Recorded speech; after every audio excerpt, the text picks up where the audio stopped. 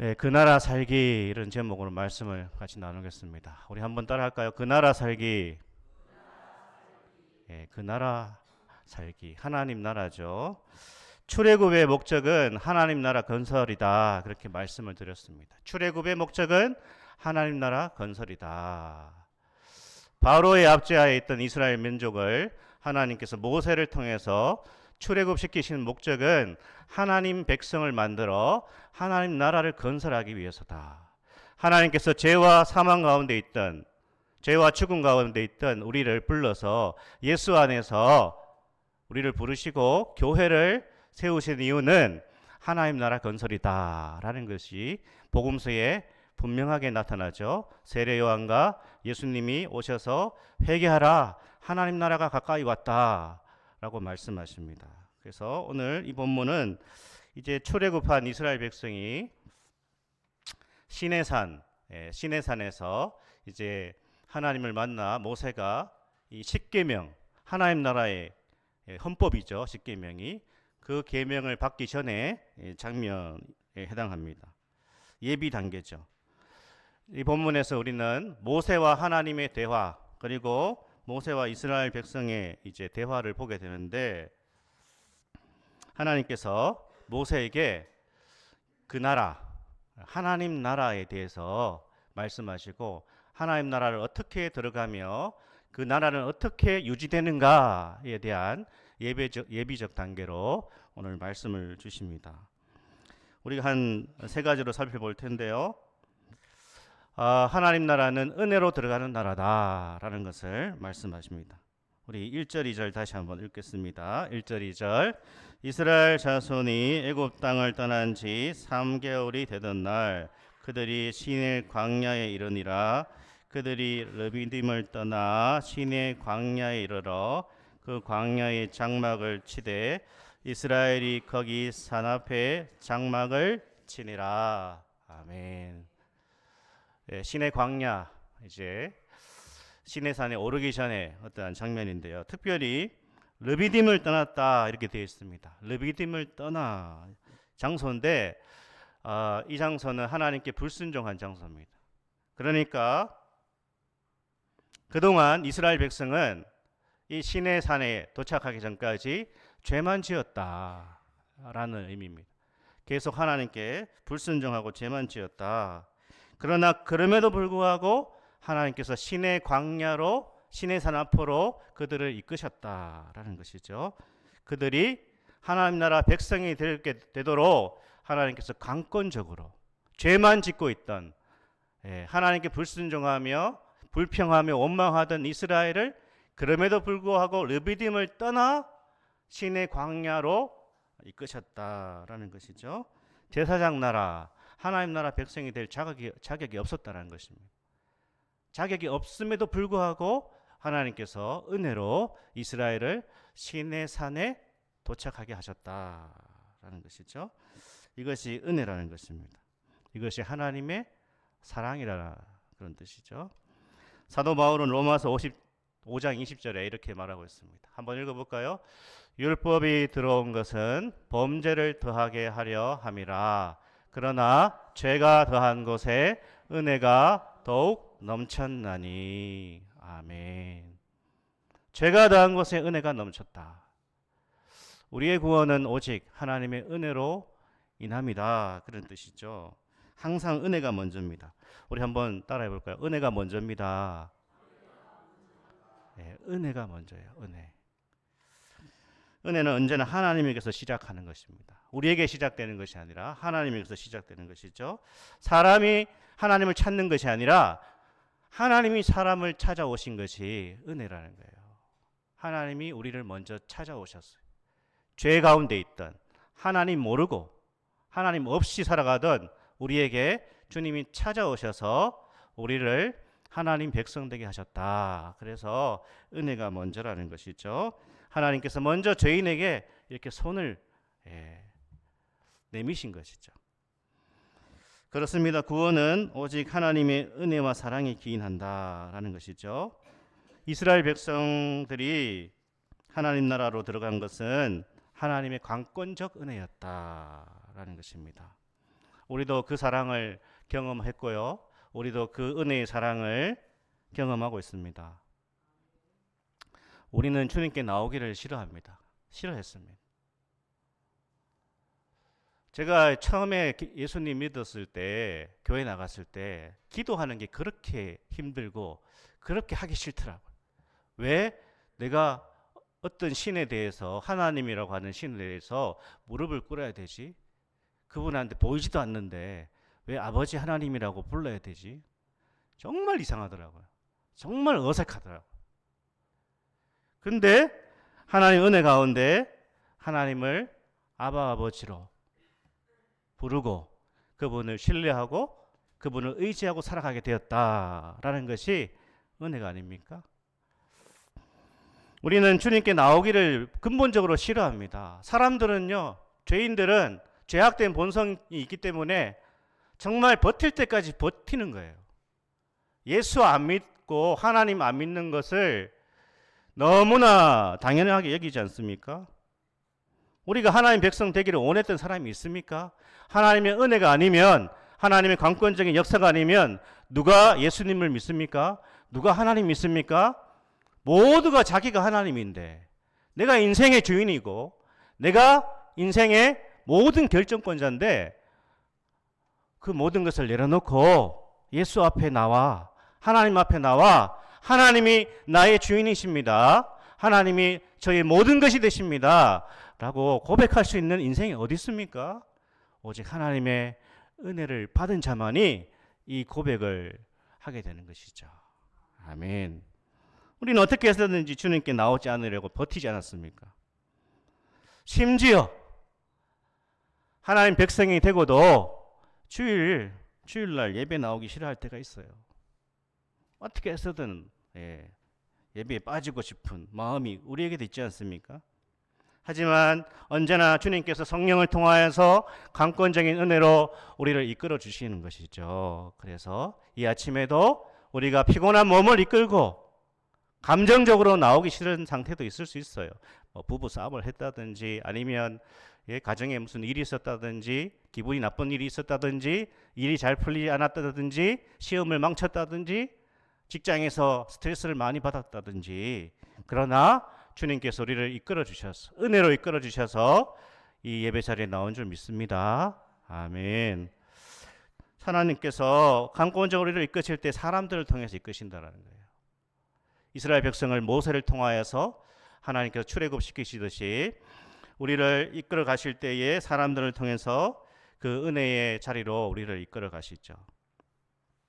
여러 가지 사건과 여러 가지 우여곡절과 환경을 통하여서 다른 곳이 아니라 살아계신 하나님, 우리 구주 예수 그리스도께로 나왔다는 것이 얼마나 은혜입니까? 이상한 데로 갈 수도 있었잖아요. 인생에 문제가 생겨가지고 무당을 찾아갈 수도 있었고 우상 숭배를 할 수도 있었고 정말 허무한 곳에 우리가 찾아갈 수도 있었지만 이단 사이비에 갈 수도 있었어요. 그러나 정말 참된 하나님, 생명이 있는 교회로 우리를 이끌으셨다는 것이 얼마나 큰 은혜요 사랑입니까? 그 은혜를 늘 기억할 수 있기를 축복합니다. 아멘.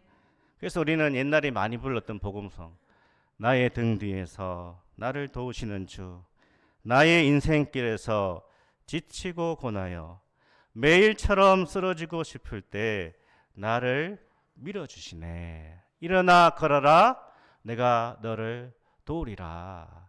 하나님께서 강권적인 은혜로 우리를 계속 밀어주시고 도와주시고 이끌어 주시는 것이죠. 주님께서 계속 우리를 밀어주시는 것입니다. 왜요? 우리가 하나님 나라 백성이 되도록, 하나님 나라 백성으로 살아갈 수 있도록 우리를 밀어주시고 도와주시고 사용해 주시는 것이죠. 그렇게 우리를 세워주시는 것입니다. 하나님 나라는 오직 하나님의 강권적인 은혜로 들어갈 수 있고 누릴 수 있는 것이죠. 그 나라로 들어가게 하신 하나님의 강권적인 은혜를 늘 감사하고 하나님께 영광을 돌릴 수 있기를 축복합니다. 아멘. 이 나라는요, 언약으로 강해지는 나라다라는 것을 알 수 있습니다. 우리 같이 한번 해볼까요? 언약으로 강해지는 나라입니다. 언약으로 강해지는 나라입니다. 이제 시내산 앞에 도착한 이스라엘 백성에게 말씀을 주시죠. 우리 5절 말씀 같이 한번 읽겠습니다.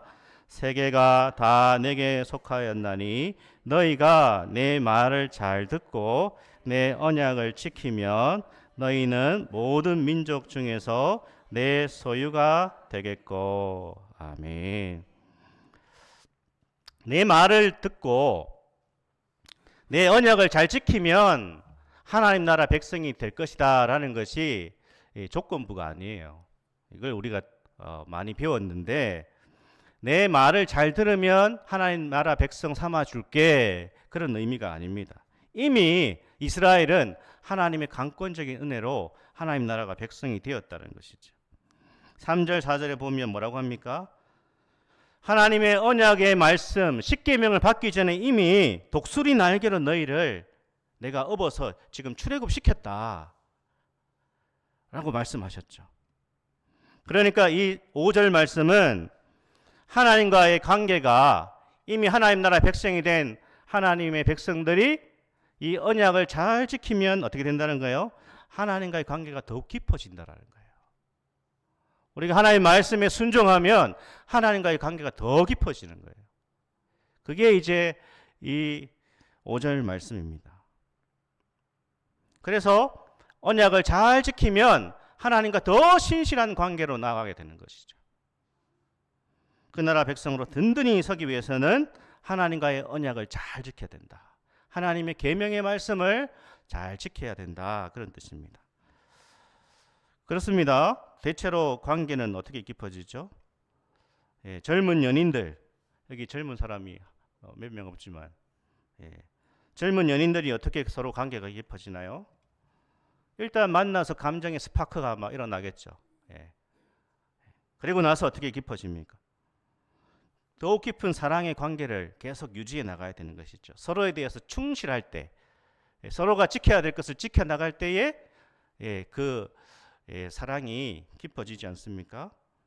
자주 연락을 해야 되고 만나야 되고, 또 상대방에 대해서 매너를 지켜야 되고, 상대방이 원하는 것을 해줘야 되고 싫어하는 것을 점점 하지 않는 이 관계가 형성되어 가는 것이죠. 그래야 이제 사랑이 더 깊어지는 것이죠. 자신의 시간과 에너지를 상대방을 위해서 헌신해야 사랑의 관계가 깊어지지 않습니까? 부부가 되었습니다. 부부끼리 지켜야 될 것들이 있습니다. 그걸 잘 지켜나가야지 부부 관계가 원만하게 잘 돌아가지 않습니까? 그러니까 우리가 평생에 걸쳐서 부부 사이에 어떻게 해야 되는가 계속 배워나가야 되는 거죠. 그래서 요즘에 뭐 이렇게 교회들이 부부 세미나 이런 것도 많이 하고, 결혼학교 뭐 예비 세미나 이런 것들도 많이 가지는 이유가 그런 겁니다. 가족들끼리도 마찬가지죠. 그래야 관계가 깊어지는 것이죠. 관계가 깊어지려면 상호 노력을 해야 됩니다. 언약이 그런 거라는 뜻입니다. 이런 약속들을 서로 잘 지켜나갈 때 관계가 깊어지는 것이죠. 이러한 관계를 맺은, 하나님과의 언약을 맺은 이스라엘을 어떻게 부르시고 있죠? 오늘 말씀해 보니까 너희는 모든 민족 중에서 내 소유가 되겠고 라고 했습니다. 여기 소유, 5절 말씀에 소유라는 이 말씀에 체크를 한번 해보세요. 소유는 다른 의미로 보물이란 뜻입니다. 내 보물이 되겠고, 또는 내 재산이 되겠고, 이런 의미가 좀 더 강합니다. 그러니까 이스라엘 백성은 모든 민족 중에서 내 뭐가 된다고요? 보물 또는 나의 재산, 이렇게 바꿀 수 있습니다. 더 와닿죠. 그러니까 이스라엘은 하나님께 보물 같은 존재, 재산이다, 그렇게 말씀하시죠. 우리 모두는 자기 보물을 아끼죠. 우리 성도님들의 보물은 뭡니까? 뭐가 보물이십니까? 자식, 돈, 건강, 명예, 그런 것들이 보물이겠죠. 자기 보물을 대충 관리하지 않습니다. 자기 보물, 자기 재산은 특별하게 보호하는 것이죠. 그리고 자신의 보물이나 자신의 재산을 잘 관리하는 것은 그 재산이나 보물에 대한 계획이 있는 것이죠. 목적이 있는 것입니다. 우리 성도님들은 이런 질문에 대답할 분은 아무도 없을 것 같은데, 혹시 우리 남자 성도님들 가운데 비상금 있으신지요? 예. 아내 모르는 비상금이 있으십니까? 속으로만 말씀하십시오. 적어도 속으로만. 예. 나름의 비상금이 다 있지. 예. 그렇습니다. 이걸 우리가 참 잘 관측하고 숨겨두는 이유가 뭡니까?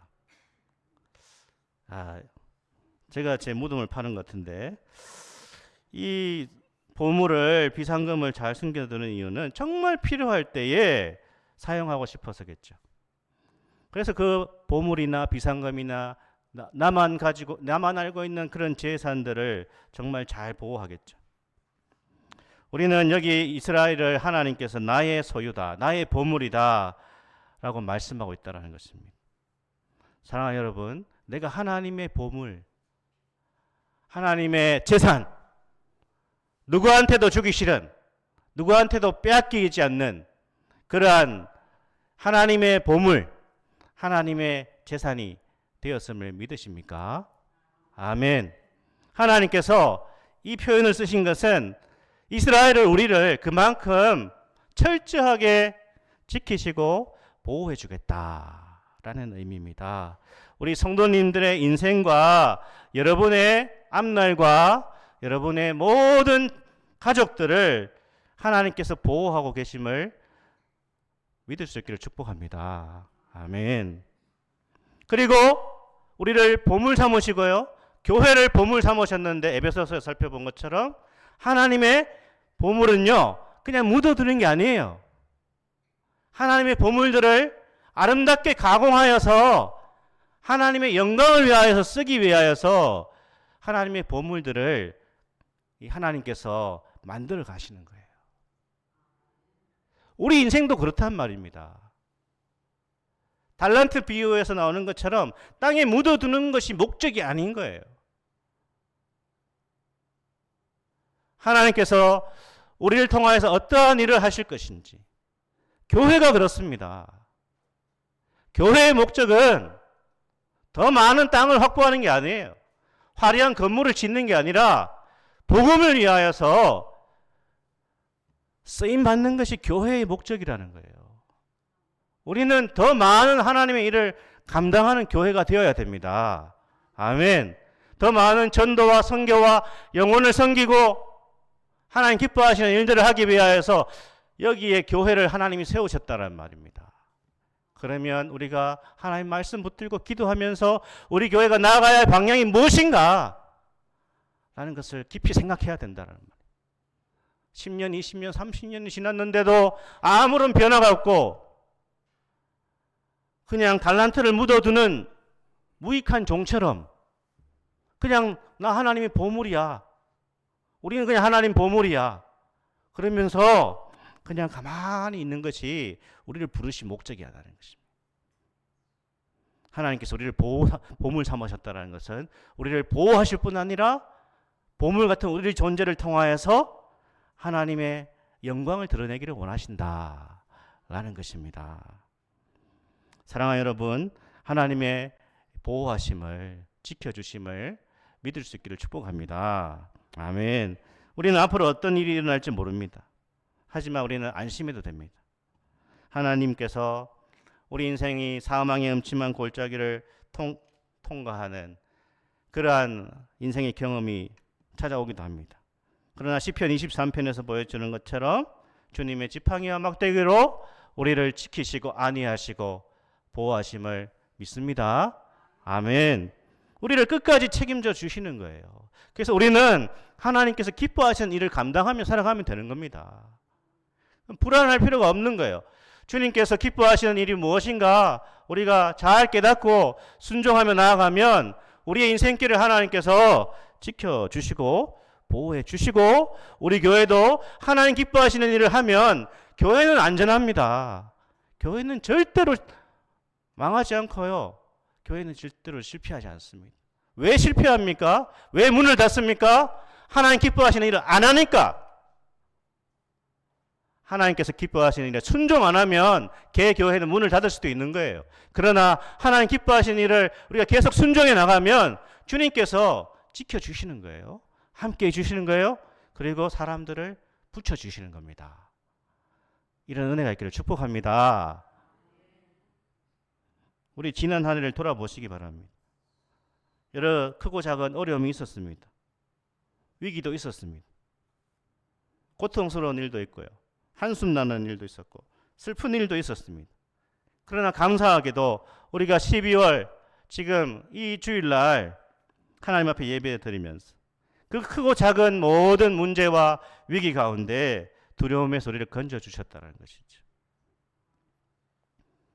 정말 잘 안 될 것 같은데 되게 해주시고, 막혀 있는 것 같은데 또 열어주시고, 모자랄 것 같은데 또 채워주신 것 아닙니까?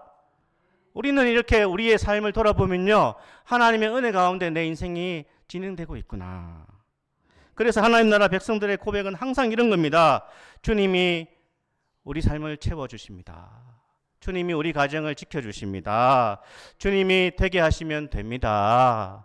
이 고백을 하는 거예요. 기도하면 하나님께서 들어주십니다. 이게 하나님 나라 백성의 고백이라는 것이죠. 하나님은 이스라엘이 정말 아름다운 범원이 되도록 이제 율법을 주시는 거예요. 십계명을 주시는 거예요. 이 십계명을 이스라엘이 순종함으로 하나님과 더 깊은 은혜의 관계, 언약의 관계로 나아가게 되는 것이죠. 하나님은 구원만 하고 내버려 두시는 것이 아니라 더 깊은 언약의 관계로 우리를 이끄심으로 우리가 하나님의 언약을 따라 살아가서 하나님의 언약에서 약속하신 은혜와 복을 받을 수 있는 그러한 하나님 백성 되게 하시는 것입니다. 이 나라는 언약으로 더욱 강해지는 나라다라는 것을 꼭 확신할 수 있기를 축복합니다. 아멘. 이 하나님 나라는요, 세상을 섬기는 나라다라는 것인데, 우리 한번 세 번째 같이 한번 따라해 볼까요? 세상을 섬기는 나라입니다. 세상을 섬기는 나라입니다. 하나님 나라는요, 하나님께서 불러내시고 강권적인 은혜로, 그리고 언약, 십계명으로 이 관계를 더 깊게 만드시고 궁극적으로는 세상을 섬기는 나라가 되게 하셨다라는 것이죠. 우리 6절 말씀 한번 읽어보겠습니다. 너희가 내게 대하여 제사장 나라가 되며 거룩한 백성이 되리라. 너는 이 말을 이스라엘 자손에게 전할지니라. 아멘. 제사장 나라가 되고 라고 되어 있습니다. 세상을 돌보고 세상을 치유하는 나라, 그런 뜻입니다. 이스라엘 나라는 다른 나라들과 달랐다라는 거예요. 그 주변의 이집트와 여러 열방의 나라와 달랐습니다. 이스라엘 나라는요, 차별이 없고요, 서로를 섬기는 나라입니다. 이게 이제 하나님 나라예요. 이집트는 서로를 섬기지 않습니다. 위에 있는 자가 아래 있는 자들을 억압하는 나라입니다. 폭력과 힘으로 누르는 나라입니다. 그러나 하나님 나라, 이스라엘 나라는 서로를 섬기는 나라, 제사장 나라라는 뜻입니다. 이 나라는요, 이제까지 이 세상에서 한 번도 나타나지 않은 나라였다는 거예요. 이 나라의 율법은 바로 십계명입니다. 율법입니다. 제사장의 나라가 된다는 것은 어떤 것이죠? 제사장은 중보자입니다. 우리 한번 따라해 볼까요? 제사장은 중보자입니다. 제사장은 중보자입니다. 제사장이 백성들과 하나님을 연결하는 그러한 역할을 하지 않습니까?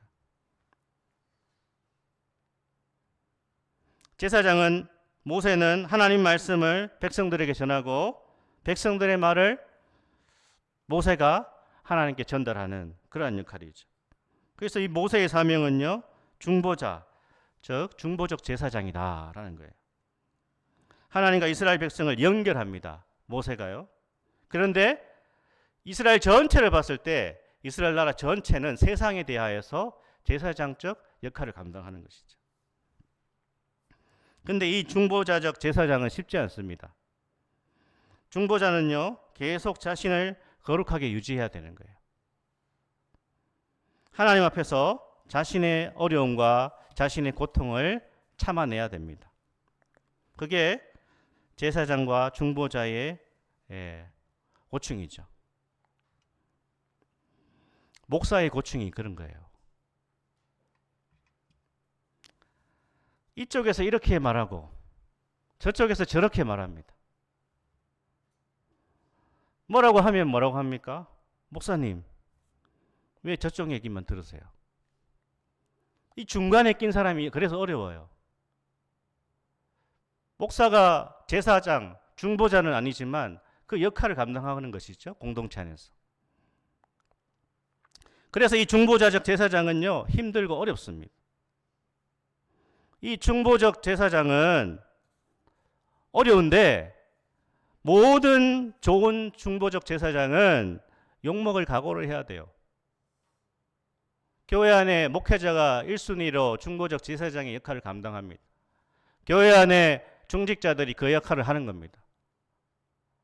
장로님들, 우리 안수 집사님들, 권사님들 직분의 역할이 무엇인지를 잘 알아야 됩니다. 중보적 제사장의 역할이에요.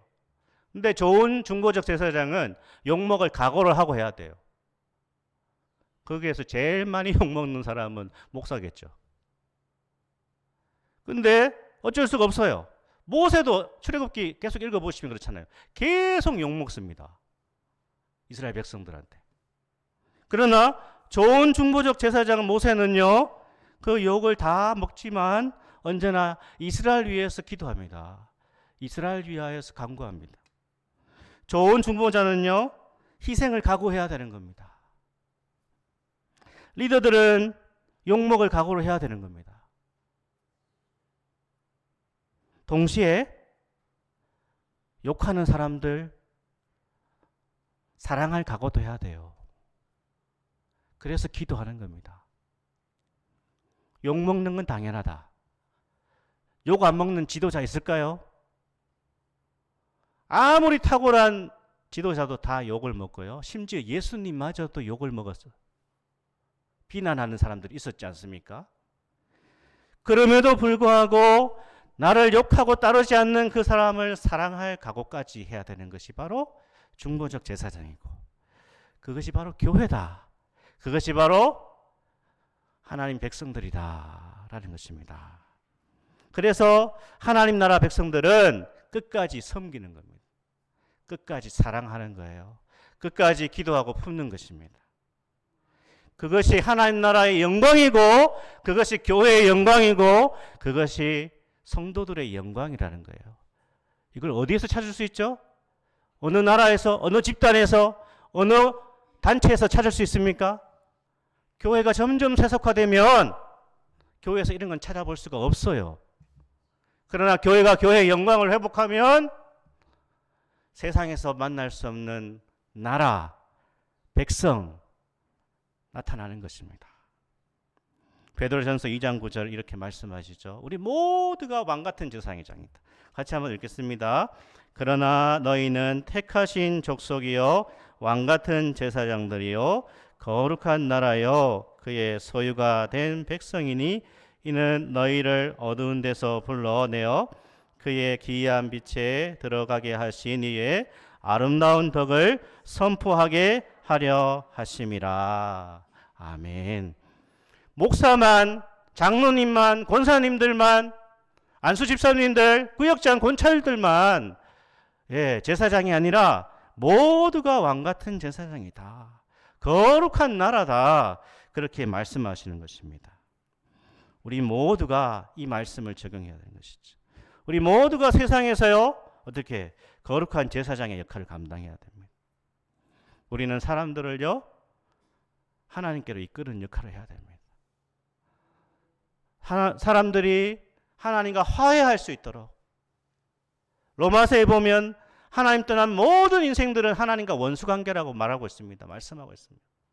그러니까 우리 신자들은요, 교회는 이 세상에 하나님 모르는 사람들이 하나님과 화해할 수 있도록 중보적 역할을 감당해야 된다는 거예요. 사람들이 다시 하나님께 나오는 다리가 되어야 된다는 거예요. 우리 다리가 튼튼해야 돼요. 그래야 그 사람들이 하나님과 화해할 수 있다는 거예요. 다리가 불안합니다. 밟으면 그냥 꺼져버립니다. 기독교의 오해를 풀어줄 수 있는 역할을 교회가 해야 되고, 그 직장에 있는 신자들이, 가정의 신자들이 예수 믿는 사람들의 많은 오해를 풀어주는 그런 역할을 감당해야 되는 것입니다. 그래서 하나님 나라는 세상 나라와 다르다. 그 나라 백성은 이기적이지 않고요, 탐욕적이지 않습니다. 그 나라 백성은 용서의 손을 언제나 내밉니다. 그 나라 백성은 삶의 희망이 사라졌을 때도 끝까지 희망을 놓지 않습니다. 그 나라 백성은 우는 자들과 함께 울고 웃는 자들과 함께 웃을 수 있는 사람들이에요. 그래서 그 나라 백성들은요, 세상을 섬기고 세상을 품습니다. 이 역할을 가장 완벽하게 하신 온전하신 제사장, 중보자, 우리 주 예수 그리스도가 계시지 않습니까? 그 예수님을 바라보시고 하나님께서 우리를 왜 부르셨는지, 내가 왜 예수 믿게 되었고 우리는 왜 여기에 진리로 교회가 세워졌는지를 다시 한번 이 말씀을 통하여서 깊이 우리가 돌아보고 묵상하며 영원하시고 완전하신 제사장, 중보자이신 우리 주 예수 그리스도를 바라봄으로 하나님 기뻐하시는 거룩한 제사장 나라, 왕같은 제사장으로 쓰임받는 그 나라를 살아내는 복된 성도들, 우리 진리로 교회가 될 수 있기를 축복합니다. 아멘.